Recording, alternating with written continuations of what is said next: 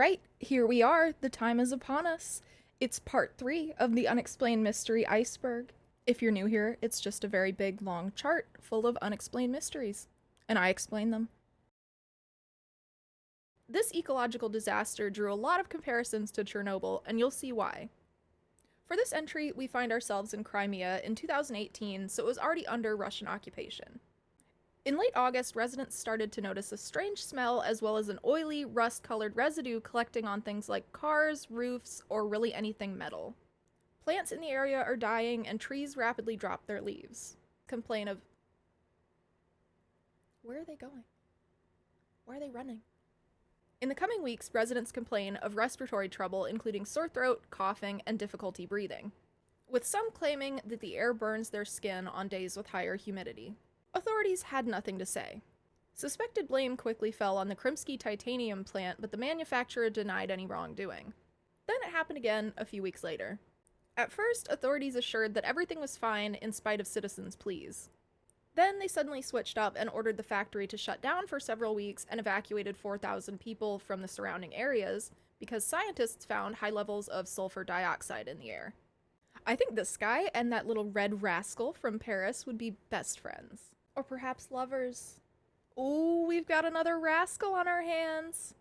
Our boy Spring-Heeled Jack is from the UK though, and instead of red, he wears black.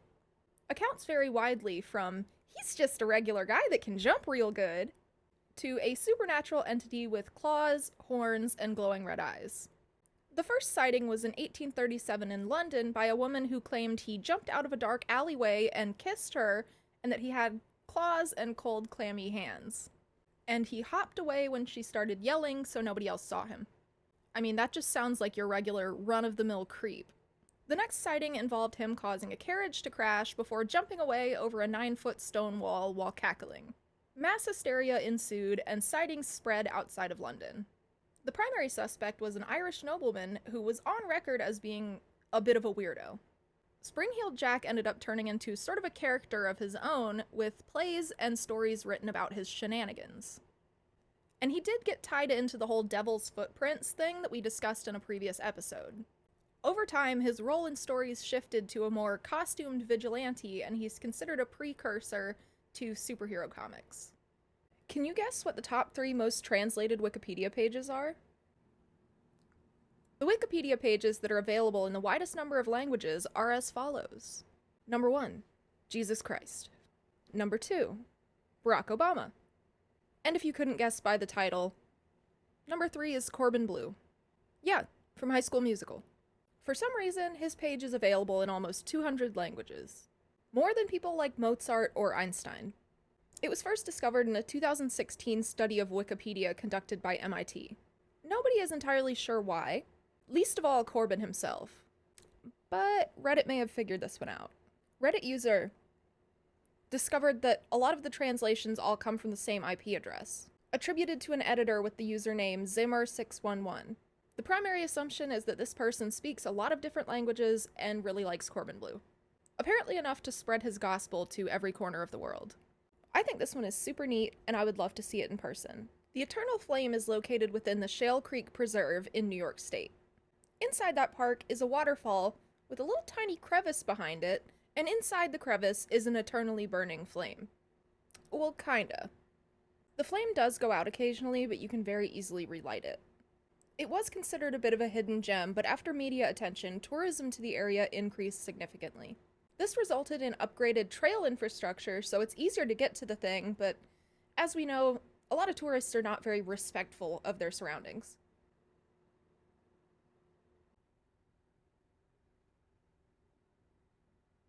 Anyway, remember how I said shale earlier? Well, shale produces natural gas as it breaks down over time. There just so happens to be a small natural gas vent right there. In order to produce natural gas, shale needs to reach a very high temperature deep inside the earth. But scientists determined that this shale deposit is not hot enough, and it seems to be producing natural gas via some other unknown means. It's another mysterious underwater structure. I considered skipping this one because I can just tell the comments are going to get unruly and I'm going to have to block a ton of people. Yay, I can't wait. A large anomalous stone structure was found 30 feet, or 9 meters, below the surface of the Sea of Galilee during a sonar survey in 2003.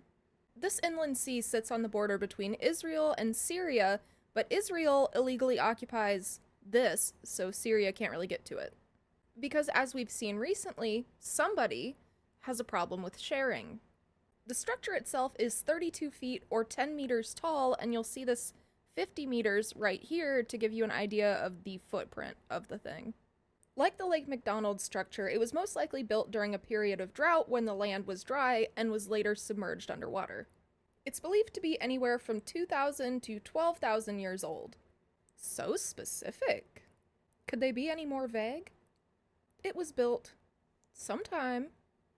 2 other large stone monuments were found nearby, with one being shaped like a wheel and the other shaped like a crescent.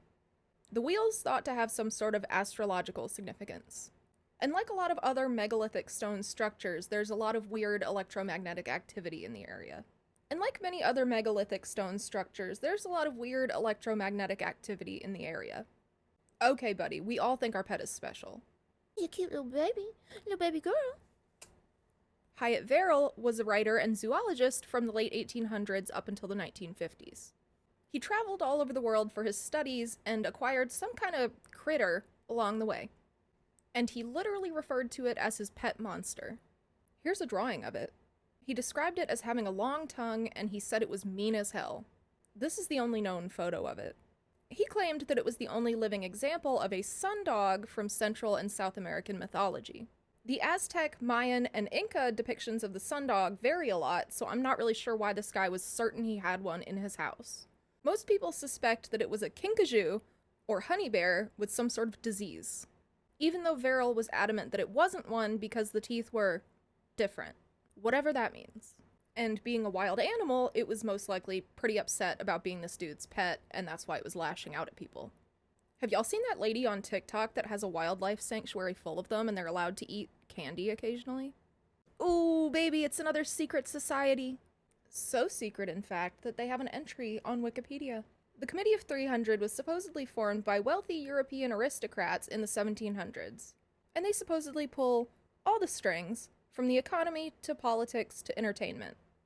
Basically, 300 rich people who meet up and decide the fate of everything.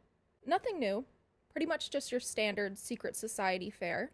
I mean, billionaires are a bunch of weirdos, and they're pretty much playing in our faces now, so I don't know why that warrants a conspiracy theory anymore. This particular theory gained traction in 1992 when former intelligence officer John Coleman published a book about it. And his work is hosted in PDF form on the CIA website, so that's something. Here's a random quote from the foreword.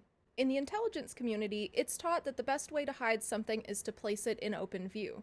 I tried to read the whole book, but it was really hard to follow. There would be like one really good and informative paragraph for every 20 pages of bizarre rantings. He would be explaining one of the many reasons why Henry Kissinger was a bad person, and then he'll just suddenly be like, and also, the deep state is using rock music to turn you gay. You know, the kind of stuff that would make you question the credibility of the entire book. So maybe that's what they mean by hiding in plain sight. Did this artist predict 9/11? Benjamin Paravicini was an Argentinian artist who could seemingly predict the future, even things that would happen long after his passing in 1974. He was relatively successful in his regular art career, winning awards and showing his pieces in various exhibitions. Most of his regular works revolve around circus theming, but he's clearly remembered more for his premonitions. This uncanny ability started when he was a child, as he would frequently mention a big war that would start in 1914. He would go on to depict his many psychic visions in quick sketches, claiming that his hand was being guided by supernatural forces. Due to his strict Catholic upbringing, he destroyed many of the sketches because they freaked him out. He foretold the advent of television, satellite communication, and 9/11, among other things. Here's a sketch he made in 1939. The text translates to, "The freedom of North America will lose its light. The torch won't illuminate like yesterday. The monument will be attacked 2 times. The Twin Towers did not even exist yet." He also claims to have been abducted by aliens on a street corner in broad daylight, only to be returned to the same spot later that evening. Maybe it wasn't aliens at Roswell. Maybe it was something stranger and even less plausible. So we all know about the Roswell incident, right? If not, feel free to go watch my video on it. Some suspicious metallic debris was found in the New Mexico desert in 1947, and then the government acted real weird about it. And it was thought to be a crashed spacecraft. But what if the craft wasn't alien? What if it belonged to the Soviet Union and that's why it was such a big secret? Sure, that sounds fine. That sounds believable enough. Just wait. This theory originates from a book by Anna Jacobson claiming that the USSR wanted to stir up an absolute ruckus, War of the Worlds style, to disrupt American society. So they sent a futuristic aircraft full of weird-looking children over to us as a gift. Where did they get these freaky little kids? The theory proposes that they were genetically engineered by former Nazi scientists to look like aliens. They would have intended to drop their little surprise off in a much larger city, but they accidentally crashed it. And this somehow seems more far-fetched than actual extraterrestrials to me. Especially considering the fact that one of the former Area 51 employees that was interviewed for the book left a really nasty review on the Amazon listing claiming that the author lied and took his words out of context. Did the ancient Egyptians figure out levitation long before modern science did? Acoustic levitation is the use of sound waves to suspend an object midair. The main real-world application is to suspend really delicate parts for electronic components or microchips during assembly. You can even build a levitation device at home if you have access to a 3D printer. The possibility for acoustic levitation was first demonstrated in 1866 by German physicist August Kunt. Or was it? Some folks think the ancient Egyptians had it all figured out. The pyramids themselves were constructed to have unique acoustic properties, which would imply knowledge of sound waves. And a 10th century historian wrote of a technique used to move large stones that some think is referencing acoustic levitation. A special mat would be placed beneath the stone, and then the stone would be struck with a metal rod. And this would somehow facilitate the stone's movement down a path lined with metal poles. The stones used to construct the pyramid are known for their conductivity: dolomite, radioactive granite, and quartz crystals, and seemingly have a very intentional placement within the structure. This method would have potentially been used in order to assist with the more traditional method that utilizes a large ramp. But we've not been able to levitate anything nearly that large in modern times. Did you watch American Horror Story? Coven, I think? This part was based on a thing that actually happened. The Axeman was a serial killer in New Orleans who was active from 1918 to 1919, and we still don't know his identity. As you could guess by his name, his weapon of choice was an axe. His motives sort of remain unknown. Quite a few of his victims were Italian American, so there is some suspicion that it could have been like a mafia thing. Another theory is that he had a strong preference for killing women, and he would only kill men if they got in the way. However, on March 13th, 1919, the following letter was sent to local newspapers and published. "They have never caught me, and never will. They have never seen me, for I am invisible, even as the ether that surrounds your earth. I am not a human being, but a spirit and a demon from the hottest hell.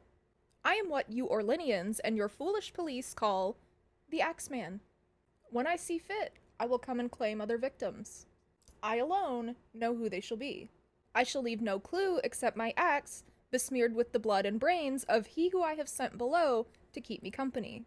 If you wish, you may tell the police to be careful not to rile me."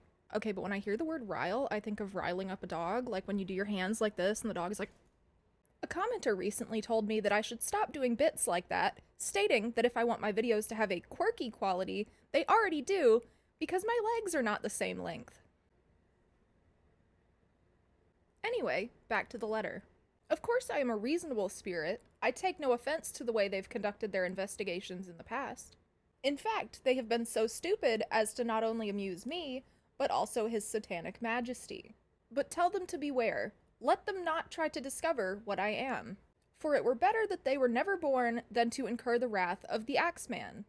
Though I'm sure there's no need for such a warning, because I'm sure the police will dodge me as they have in the past. They are wise and know how to keep away from harm. Undoubtedly you Orleanians think of me as a most horrible murderer, which I am, but I could be much worse if I wanted to. If I wished, I could pay a visit to your city every night. I could slay thousands of your best citizens, for I am in close relations with the Angel of Death. Now to be exact, at 12:15 earthly time, next Tuesday, I'm going to pass over New Orleans. In my infinite mercy, I am going to make a little proposition to you. Here it is. I am very fond of jazz music. And I swear, by all the devils in the nether regions, that every person shall be spared in whose home a jazz band is in full swing at the time I just mentioned. If everyone has a jazz band going, then so much the better for you people. One thing is certain, and that is that some of your people who do not jazz it out on that specific Tuesday night, if there be any, will get the axe. Well, as I am cold and crave the warmth of my native Tartarus, and it is about time I leave your earthly home, I will cease my discourse, hoping that thou wilt publish this, that it may go well with thee. I have been, am, and will be the worst spirit that has ever existed in fact or realm of fantasy. Okay. That night, all the bars and clubs were packed with patrons listening to live bands, and all of the homes were blasting jazz records. They were indeed jazzing it out. There were no murders that night, and the Axeman's crime spree came to an end. Did you have one of these as a kid? I chose this picture because this is what mine looked like. Do kids still play with those? I assume most of them have better things to do on those big sticky iPads. Anyway, if you never had a Tamagotchi, they were little virtual pets that live inside a keychain. When you first turn it on, you're met with an image of an egg that takes a little while to hatch. Once your critter emerges, you have to feed it and clean up after it like a real pet. But these things required round-the-clock supervision, like more than a brand new puppy. But rather than stealing a whole rotisserie chicken off the counter and destroying your couch, they would just straight up die. There was technically a way to pause it during the school or work day, but it was really a pain in the ass and required a lot of rooting around in the settings. At one point, the thing's popularity outpaced production, which resulted in some violent thefts. While it's mostly the stuff of urban legends, there are actually a few suicides linked to the loss of a virtual pet. In what I think is the saddest example, a teenager was given a Tamagotchi by his therapist to help with his depression and loneliness, and then it died. A mysterious illness befalling U.S. agents stationed abroad. In 2016, staff at the U.S. Embassy in Havana, Cuba started complaining of strange symptoms seemingly out of nowhere. The incidents always began with the victim hearing a strange noise and feeling mild cranial pressure. Afterwards, they would report symptoms such as headache, nausea, and memory loss, with MRIs showing apparent brain damage. Since then, over 1,000 cases have been reported by government personnel stationed in various foreign locations. Some suspected an unknown weapon utilizing something like infrasound or microwave radiation. Others suspected some form of poison or environmental toxins. Or the strangest explanation, which is some disruptive-ass crickets. The media jumped to immediately blame Russia or China, which is a very reliable way to get the general public foaming at the mouth. But the government claims to have ruled out foreign involvement in all but a handful of cases. The large majority were considered to be some sort of psychosomatic mass hysteria type of thing. But that doesn't account for the few dozen more legitimate cases, which were mostly from that first batch in Cuba and then a few scattered around Eastern Europe. Real or not, it's not like the government's just going to announce, some other country has a brain damage noise weapon that we don't understand. Sleep well. The substitution hypothesis. If the substitute teacher is more than 15 minutes late, we all get to leave. Just kidding. Is that old guy okay? There he goes. He's good. So I found two things this could have been, and they're both religion themed. The first one is essentially that they crucified some other guy, and then Jesus turned back up a few days later, like, hi! Now the other one is that belief in something is the default, and if you leave one religion, then something else in your life will assume its place. And it might not necessarily be a religion, it could be a belief system or a facet of your personal identity. For example, leaving the organized religion you were raised in only to adopt some sort of political ideology in its place as if it were a religion, which results in some members of the political group becoming stricter and more dogmatic. And this can happen out of our innate desire for community and a sense of belonging, and for a way to explain the world that doesn't leave you in a nihilistic pit of despair. And as somebody who has been in that pit before, I would much rather entertain the uncertainty than go back down there. Victorian medical science was trying its best. Optography is based on the historical belief that you could recover the last image a victim saw from the retina of their eye. German scientist Wilhelm Kuhn discovered that a photosensitive pigment in the retina could be fixed like a photonegative. His most successful experiments were performed on rabbits, and on account of his cruel methods, I will be resurrecting him to kick his ass. This is what they looked like. In 1880, he attempted to test this on a convicted murderer who had been sentenced to death, but his results were inconclusive. He claimed to be able to make out the guillotine in the reflection, but the killer was blindfolded and never actually saw the guillotine. Multiple attempts were made to use it to solve crimes, including trying to identify Jack the Ripper. The whole concept overall seems like the most Victorian-era thing ever. Scientists conducted more tests in the 70s with the newer technology available. They were able to get slightly better images, but still not great. Even under the most ideal conditions in the lab, the images were just not clear enough to be a useful forensic tool. Depending on your age, this Tumblr post may be your first exposure to me on the internet. That post will be relevant, just hang on. Let's start by catching you up on the Bible lore. Cain and Abel were Adam and Eve's kids. God liked Abel better, so Cain flipped out and killed Abel. God was like, yikes, and cursed Cain. Now here's where it takes a surprising turn thanks to some folk tales from early Mormonism. Cain is Bigfoot. Bigfoot is Cain. God cursed him to walk the earth alone forever, and that's him. I don't know why he's that hairy. One of the early founders of the LDS Church, David Patton, was on a mission trip to Tennessee in 1835, and he returned with tales of a Bigfoot encounter. He had a fairly chill, casual conversation with a giant, hairy man in the woods. During the conversation, the Squatch informed him that he had no home and was forced to miserably walk the earth until the end of time. Patton was like, "Oh my god, you're Cain, get away from me." And he just calmly left. But in all fairness, this big hairy woodland man was not conflated with Bigfoot until the 1980s. Rome's secret name is so secret we still don't know it. There's a widely held idea that ancient Rome had a second secret name. It was based on the belief at the time that there were patron deities for geographical locations and you could do rituals to evoke them. And as such, Rome didn't want their enemies to know the real name, so they couldn't summon the deity and screw with them. The public name of the deity is Angerona, and she's usually depicted with a cloth over her mouth to represent the secrecy surrounding her real name. Only high-ranking government officials and temple priests would know it. And sharing the secret name was equivalent to treason and was punishable by death. Roman tribune Quintus Valerius Serranus was executed for it in 82 BC. Like, this was a top secret matter of national security. Well, technically, Rome actually had 3 names. Roma was the regular one. Flora or Florence was used as the ceremonial name, and there are quite a few guesses as to what the secret name was, but we really don't know. This one is going to sound so made up, but I promise I'm not talking out my ass. You'll see where I'm going with that. Adonatology is a religion of sorts. But what do they worship? Curvy women. Endowed with large butts. It was founded in 2009 by this man who goes by King Adonis. I'm wearing a lot of jewelry today, so we match. He claims to have been visited by angels who guided him to establish this religion based on that. And twerking is considered a religious practice. I swear on Patch's urn, I'm not making this up. I miss Patches. There is some of your more standard New Age religious cult fare aside from all the butt stuff.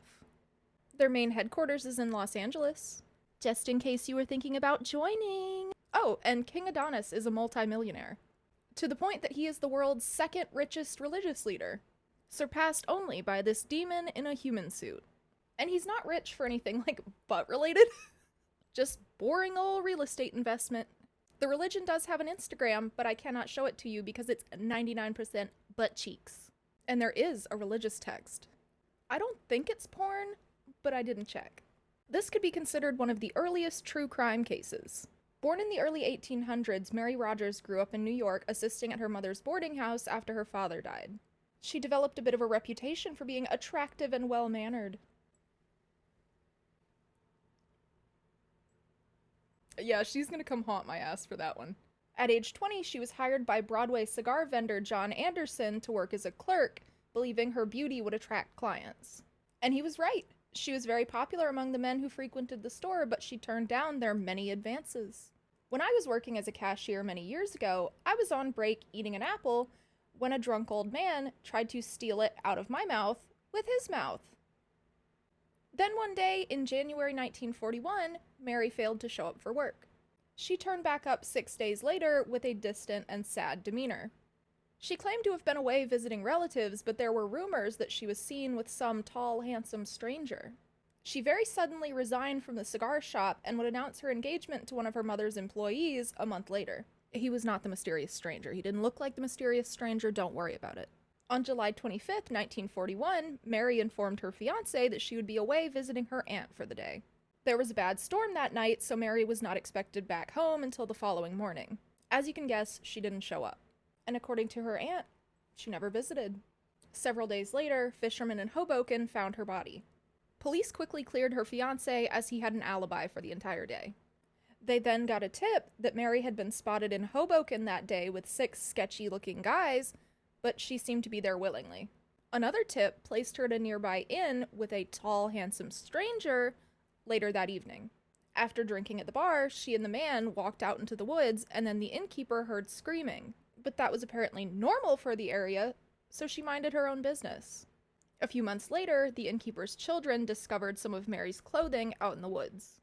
The killer was never caught, but many believed her mother was hiding something. Edgar Allan Poe took a strange fascination to her case and wrote about a fictionalized version that took place in Paris. His version of the story, along with a deathbed confession by the innkeeper, led many to believe that the man she was with was a doctor and she was attempting to discreetly terminate a pregnancy, with the prevailing theory that her mother was forcing her into prostitution at the boarding house. However, something went wrong. As one might expect from a medical procedure performed in the woods at night. And then the doctor freaked out and left her body in the river. If your brain was uploaded to a computer and then transferred into a new body, would that still be you? This one was hard to find because Soma is a lingerie store. One time I went there and they measured me as an A cup. Now that's unexplained. I started writing this one up about a drug called Soma, but then I realized it's probably talking about a horror game from 2015. I'd never heard of it, let alone played it, but I kind of want to now.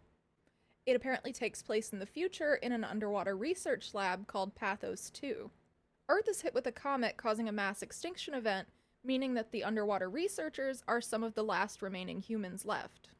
Back in our time, a man named Simon agrees to an experimental brain scan after being seriously injured in an accident, and he wakes up in the future almost 100 years later in the underwater lab, to find that his consciousness has been uploaded into the body of one of the researchers by the rogue AI in charge of the thing. They're able to upload the consciousness into a new body, but that doesn't destroy the old one, which means multiple versions of that person with the same mind can exist simultaneously. But are they both you? Or are they separate autonomous entities? So it deals a lot with philosophy and ethics in regards to things like AI, the nature of the self, and the concept of digital immortality. This is our second entry this week that sounds so fake. Cargo cult is the term used to describe a phenomenon that was prevalent on remote islands in the South Pacific during World War II. It came as a result of first contact between isolated indigenous populations and the outside world. In this case, American soldiers.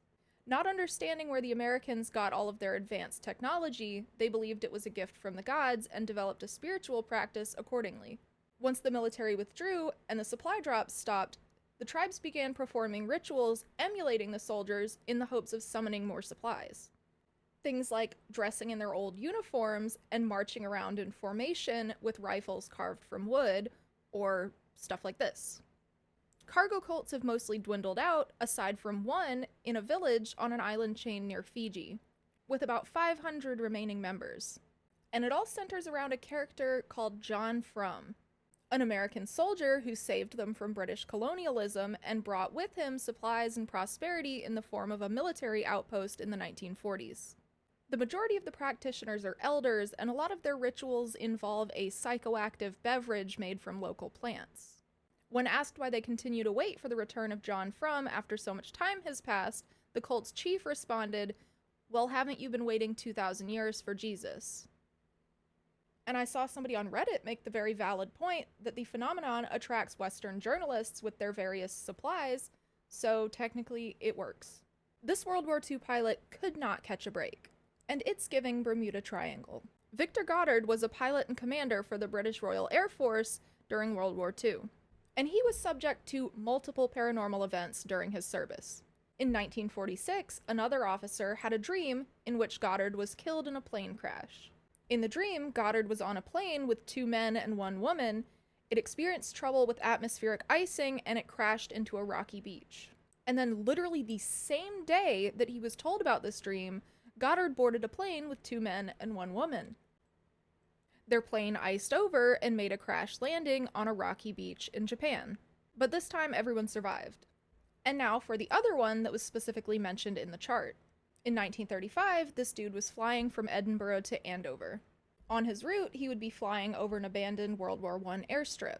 On his way, he encountered a bad storm with strange brownish yellowish clouds. Visibility in these pee-pee-poo-poo clouds was very low, and he lost control of the aircraft. As the plane fell, he popped right out the bottom of the clouds to a lovely sunny day. The airstrip looked good as new and was occupied by unfamiliar planes and mechanics wearing blue uniforms he didn't recognize. He regained control of the plane, and when he emerged from the other side of the storm, everything was back to normal. Then in 1939, the airstrip was put back into service, housing planes like the ones he had described, being worked on by mechanics in their brand new blue uniforms. This is like the mildest thing you could expect from somebody called the Spine Collector. You'll see that the nickname is beyond excessive. First of all, it's referring to book spines, not people spines. From 2016 to 2021, authors kept having their manuscripts stolen in an online phishing scam, primarily from fake email addresses made to appear like official contact from editors, publishers, and the like. You know, just like every third job you apply to on LinkedIn. Ask me how I know. The perpetrator of this scam seemed to be an industry insider who knew proper terminology. One potential victim at a publishing agency only became suspicious because she knew her boss would never say please or thank you. The scammer was too polite. Well, okay, during one failed attempt, the scammer did reply with, "I hope you die from COVID." And then the scammer started posing as the journalist who was covering his original scam. Italian translator and author Fernando Bernardini was arrested by the FBI the second he landed in the US. He was charged with fraud and identity theft in relation to the case. It was revealed that he had over 160 fake domain names, many of which were paid for using stolen credit cards. He successfully stole hundreds of manuscripts, but nobody's sure why. He wasn't selling them online or holding them for ransom. He was seemingly doing it just to be a menace. If you really think about it, this is the exact opposite of what we discussed in the Disembodied Feet video. In a cemetery in St. Mary's Bay, Nova Scotia, sits a headstone marked only Jerome, 1912. Now let's take it back to 1864. Inhabitants of the nearby village noticed an unfamiliar ship acting strangely just offshore. It does this all day and into the night, but it's gone by the following morning. Then one of the villagers finds a man washed up on the beach with a tin of biscuits, a jug of water, and no legs. They appeared to have been recently amputated at the knee, having been stitched up neatly but not fully healed. Witnesses described the man as wearing what appeared to be a naval officer's uniform but with any badges or insignia removed. One of the villagers ended up taking him in, but he would not speak. They assumed he didn't understand English, so they brought around other villagers who spoke different languages in an attempt to get him to talk. It didn't work. During his first 7 years living with that one villager, he only spoke a handful of words and would become upset if he slipped up and said something by mistake. His name was revealed to be Jerome. When the original villager who took him in passed away, he moved in with a different family who were given $100 a month to take care of him. He was overall a pretty cranky fella, always grumbling under his breath and never speaking. He would pretend he didn't know how to read, but was occasionally seen actually reading when he thought nobody was watching. And he would apparently fly into fits of rage if he ever heard the word pirate. And then, while visiting New York, one villager encountered 2 women who claimed to know the man, referring to him as Jeremiah Mahoney from Alabama. And they gave the villager a letter to bring back to him. Upon receiving the letter, Jerome threw it straight into the fire without opening it. Nobody ever figured out who exactly he was, and he passed away in 1912 after 48 years living in the village.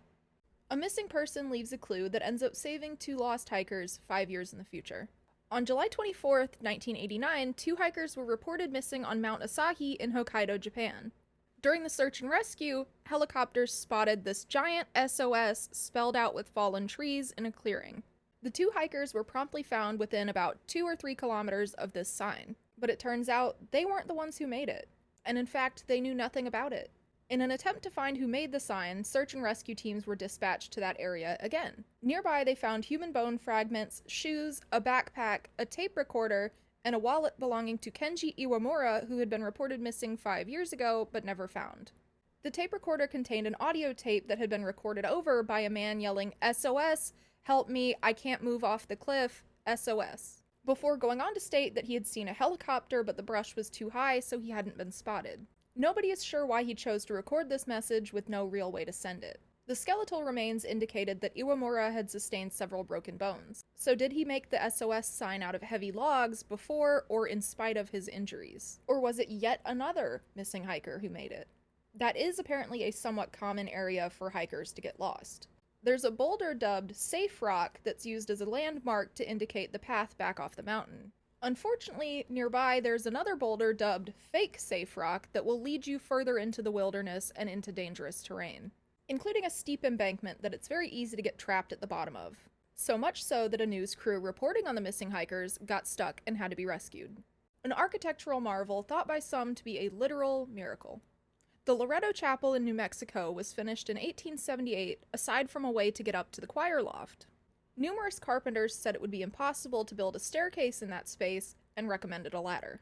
So the nuns called upon St. Joseph, who was the patron saint of carpenters. On the 9th day of prayer, some random guy showed up at their door with carpentry tools looking for work. His only request was that he be left in complete privacy while he worked. He completed the seemingly impossible staircase in a few months and left without accepting payment. And there was no record of his identity.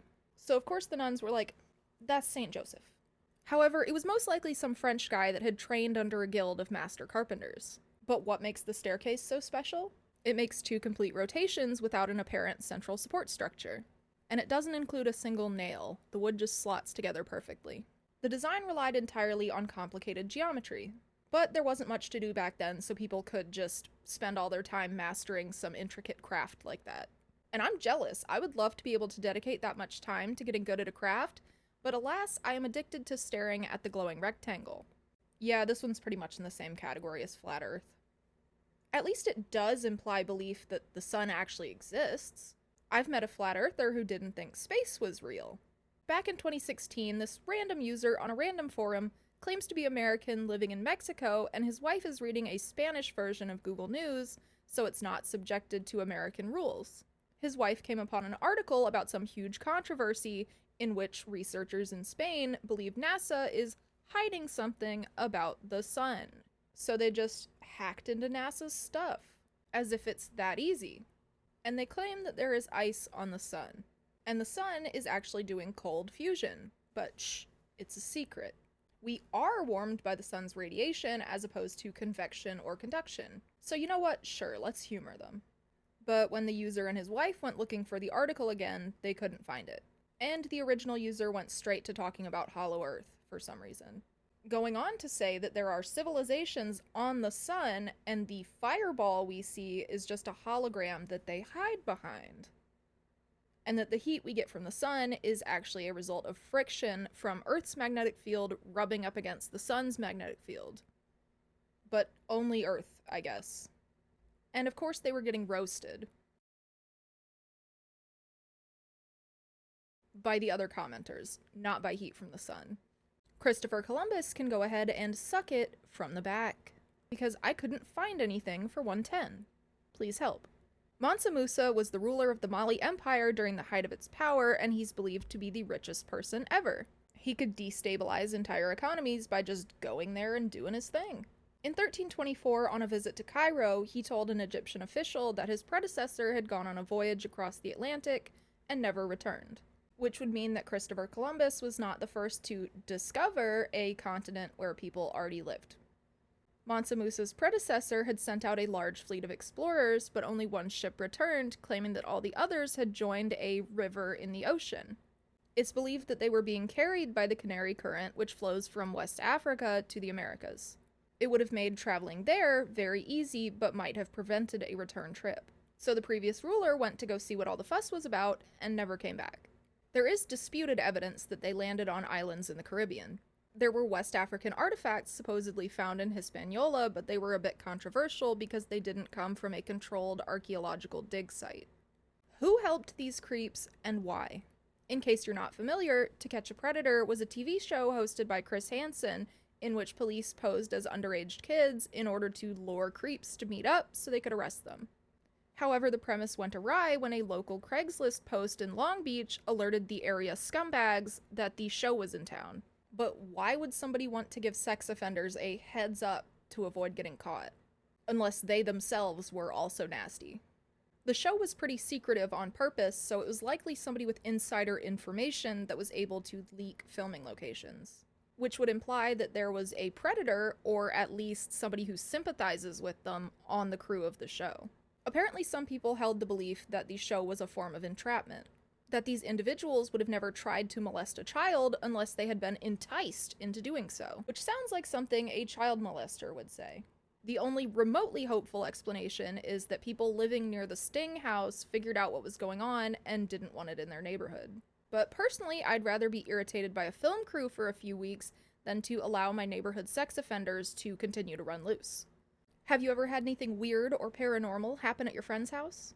This one is fairly short, and it's allegedly a real account of paranormal experiences that this person had at their friend's house. It was originally shared on about.com and can only be accessed in archived form now. Like I said, it's not very long, so I'll just read it for you. Interdimensional Creature by Double I. I was sitting in my sister-in-law's backyard one time. All was calm, a bright, beautiful day, everyone at ease. We were sitting at their picnic table. My husband, his sister, and her husband were all sitting opposite from me. I was just thinking what a wonderful day it was. When I looked up behind everyone, I saw what appeared to be another dimension parallel to our own. Walking across the yard was a very strange creature. I tried to speak telepathically to it. I asked if the being could hear or understand me. It looked directly towards me. I was so frightened I gasped, and everyone looked up and asked me what was wrong. I was frozen with fear and couldn't answer. They just looked at me and shrugged. I tried to hide behind my husband. The creature was strange looking, to say the least.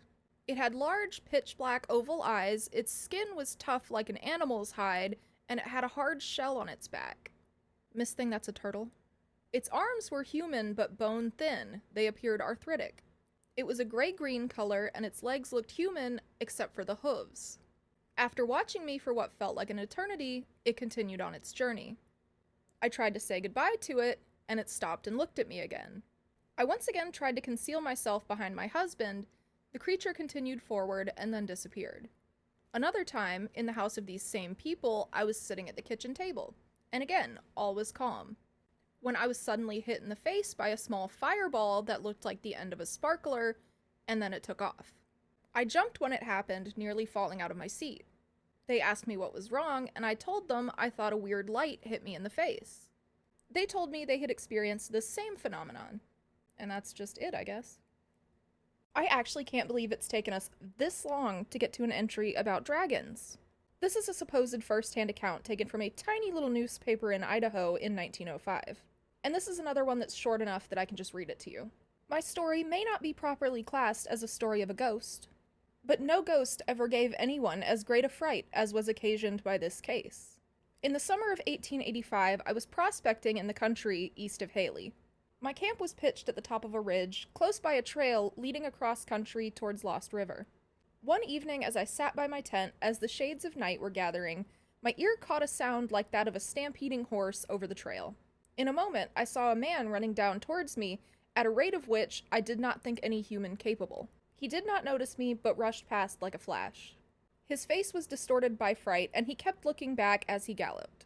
Behind him was a cloud of dust raised by his whirlwind speed, and it followed behind him like a living thing. It was an uncanny sight, and it made me nervous for the entire night, but for several days the incident remained a mystery. I then had occasion to go down to a little place called Era. There I learned from Judge Waldron the story behind the race made by the terrified man. The latter was a resident from Haley and was a character about town, being famed as a man who drank more whiskey than any other 3 men in the place. He had started from Haley on the evening of the run, and started running. He ran all the way to Era, some 70 miles, making the distance by daylight, breaking all records for long-distance runs in the mountains. Judge Waldron had just risen as the man burst into his place, shouting for protection. Worn out by his exertion, he was scarcely able to tell what had occurred. He narrated that while walking in the outskirts of Haley towards evening, he looked over his shoulder and saw a dragon 40 feet long approaching him. With a bound, he started to run, the dragon likewise. He took the trail up the gulch east of Haley, and the dragon followed his example, thundering at his heels. He ran faster, but the horrid thing kept close and seemed ready to swallow him at every moment. And by superhuman effort, he managed to keep just out of reach. So the chase continued. Every time the man looked back, he hoped to find the monster had fallen behind, but he was always almost within reaching distance. After I heard the explanation of what I had seen as I sat by my tent, I began to feel that the streak following the flying man had the form of a monster of some kind. And as the years have passed, the impression has grown more and more firmly fixed in my mind. I never camped in that locality again. I did not even go back for my camp outfit. And there is nothing on earth that would induce me to spend a night among those hills again. So the town drunk was running around thinking he saw a dragon, and that's unexplained. I saw a Reddit user referring to this story as a 19th century creepypasta. This one stems from an urban legend that became a somewhat common trope in fiction writing and film. The tale itself has been circulating since at least the 1920s, but most likely longer than that.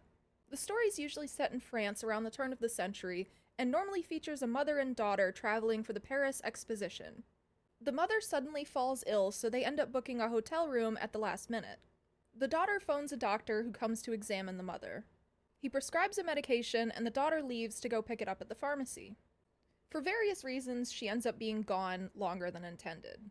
There's heavy traffic, she gets lost, or there's some sort of language barrier with the pharmacist.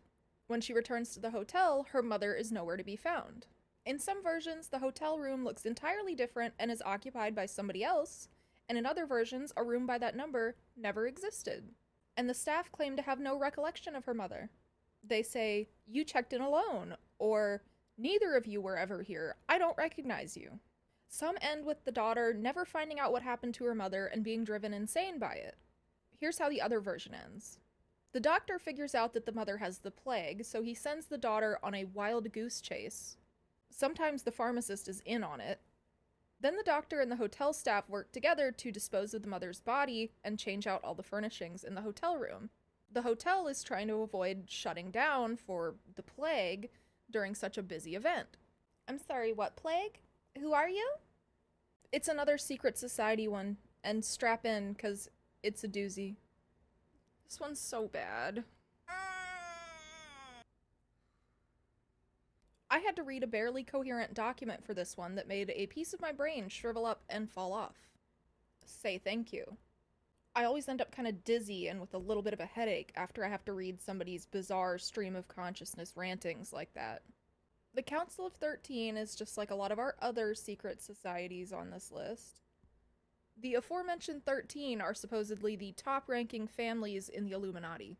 The document mentions a so-called ruler of the Illuminati that it refers to as the Pindar, or of the dragon. I gotta film the rest of this week. I can't do this shit right now.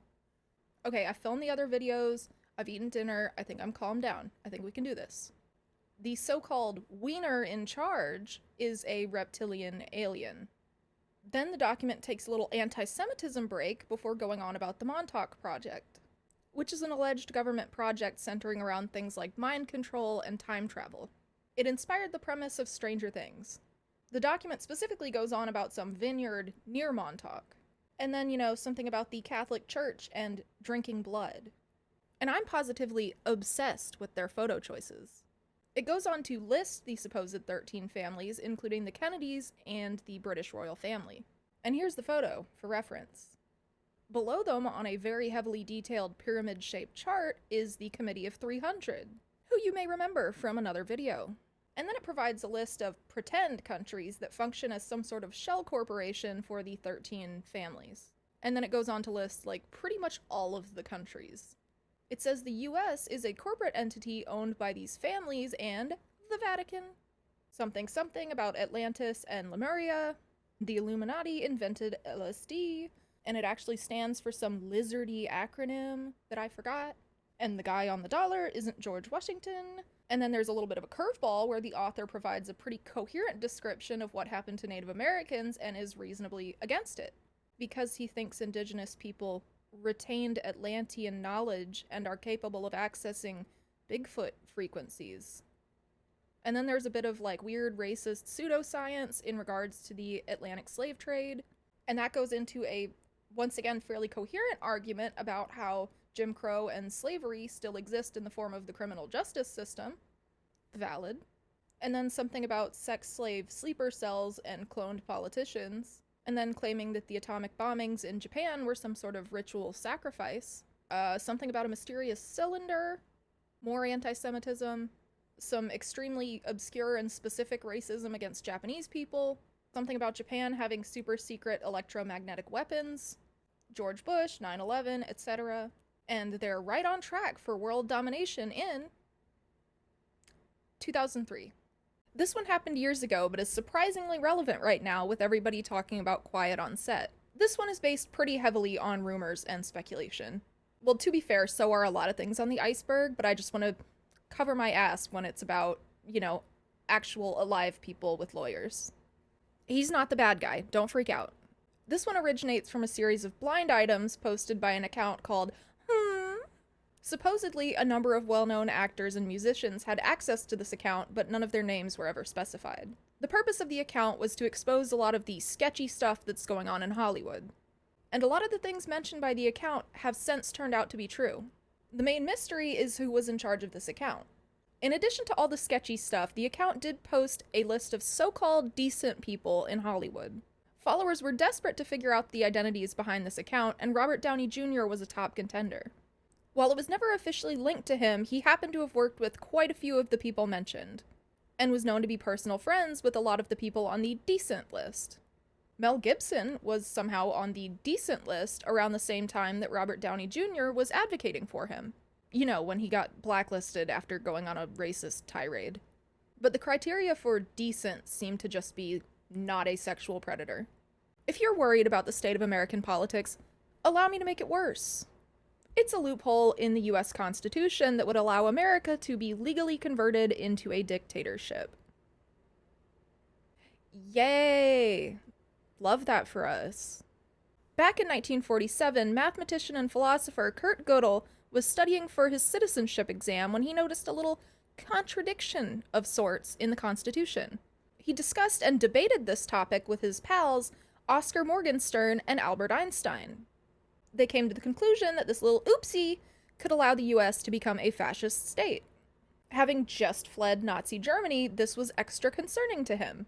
He voiced this concern to the judge that was administering his citizenship test, but the judge was basically like, yeah, sure, whatever. He never officially elaborated on what the exact issue was, but a paper published in 2012 speculates that it was a problem with Article 5, which details the process to amend the Constitution. But Article 5 allows itself to be amended. But with enough votes, Article 5 could be amended to make amending the Constitution considerably easier. And then any future changes would require a lot less oversight. But there's even more going on with Article 5 than that. Now, normally an amendment would have to pass a 2/3 vote in both the House and the Senate, and that is how all former amendments have been made. But there's a fun little second method in which 2/3 of states could petition for a constitutional convention. And once the convention was called, they could theoretically go hog wild and start voting on literally anything. Whichever party was in the majority could essentially start making a ton of changes to the Constitution all at once. Regardless of which way your political views lean, that should concern you. Please take a moment to consider some of your favorite rights afforded to you by the Constitution. This is how they could all go bye-bye. The idea of a constitutional convention is often leveraged as a threat because of how out of control it could get. Kind of in the same way as a government shutdown, people will concede in order to avoid it happening. And would you look at that? Corporate lobbyists have recently been pushing for just such a convention. And they have almost enough states to do it. Sometimes our meat computers decide to act a little silly, a little goofy. Autoscopy is defined by Wikipedia as the experience in which an individual perceives the surrounding environment from a different perspective. There are 6 different types of autoscopy. They're categorized by where one's sense of self is located dependent on perception and which part of the brain is activated. This could involve seeing a doppelganger or sensing a presence right behind you, and in both of these situations, your sense of self is still located within your body. as well as out-of-body experiences in which your sense of self is located outside of your physical body, such as viewing oneself from above.